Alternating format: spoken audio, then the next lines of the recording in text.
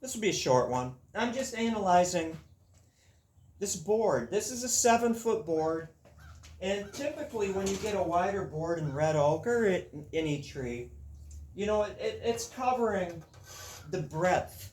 And this is 9 1/4 inches wide. It's a 3/4 by 10. Some people call it a 1 by 10. And then you plane it off and it changes the dimensions and stuff like that. And whatever. 9 1/4 inches across, and typically you're going to get a variance in grain pattern.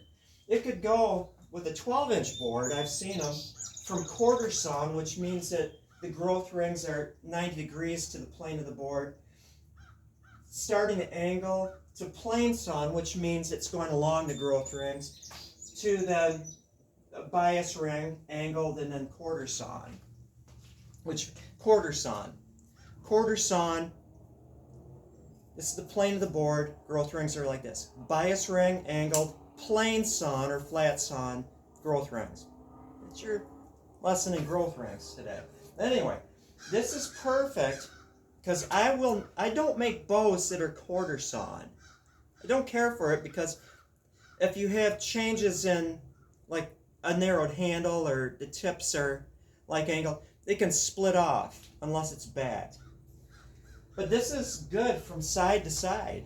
It's good from side to side. Where it goes plane sawn down the center, follows a growth ring. Know what I mean, Jelly Bean? Before I continue, I'm going to explain a little bit of stuff that I've found because I've made hundreds of board bows. Stiffness. If this is quarter sawn and you make a bow here, that'll be the stiffest bow. And then it gets a little less stiff, and then the plane sawn is the least stiff portion of bow making in that wood. Not by a lot, but a little. And I know this because I have the ability to make the exact same bow, same dimensions, absolute same dimensions, plus or minus small amounts, bows out of each part of that, and test a draw weight. And this bow, if this is quarter sawn, will be stiffer than the bow made there by a little bit. Just saying. It'll also be a little more resistant to string follow. I mean, we're talking tiny bits here. But anyway, moving right along. I can utilize this entire board for bows that are unbagged. I want to maximize it. If I take a 7-foot board and I make a series of 5-foot bows out of it, I've got 2 feet on the end. That's a little tiny toy bow. So what do? If I want to make these, which are just kind of my basic bow, basic D bow, and this is the kerf of my table saw. 1, 2, 7 bows. Side to side here, and then I would have it wasted because this is 64 inches long. It wouldn't be long enough to make a bow out of. If I shorten this to 57.5 inches, which I can do. I've got the power. If I shorten this to 57.5 inches, I'm going to have enough length on the end to make a bunch of horse bows, provided I make a jig for the bandsaw to make these Z joints. I don't think they're called finger joints because finger joints would have flat edges, and I want to have triangles. I would have enough to make a 48-inch bows with 2.5 inches deep joints, which 2.5 inches isn't a whole lot, but if they are lighter weight, kids' bows are easy to use, 25, 30 pounds, that's enough, provided I've got good glue in there. And I use Gorilla Glue, the expanding urethane glue, because as it expands, it goes into the fibers, and this is perfect because it goes into the end grain. It would be the strongest possible joint with Gorilla Glue. It'll be fine. So I can get 7 bows in this style, and then another 3 horse bows out of it. Maybe I don't think I can get 4 get 3. So that's,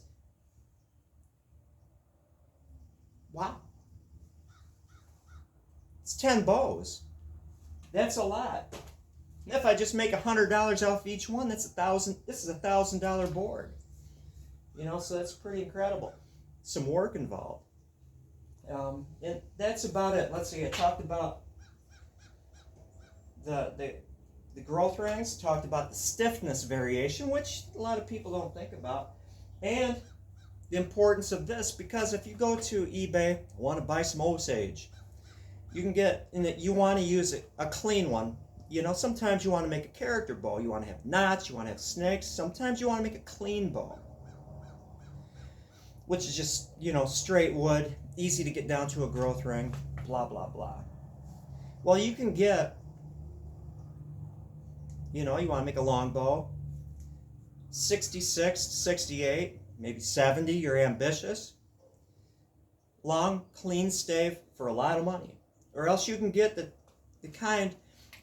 two match staves that are short, and you're expected to either put a sleeve system there so you can take it down, or do a joint here. You can get those quite a bit cheaper. Plus shipping is cheaper. Length. And if you get the technology, which at this point I don't have, which only means I need to make a jig to hold the wood to run it into the bandsaw. And so this will force me to like amp up my technology. Well, that is about it. This will be a short video.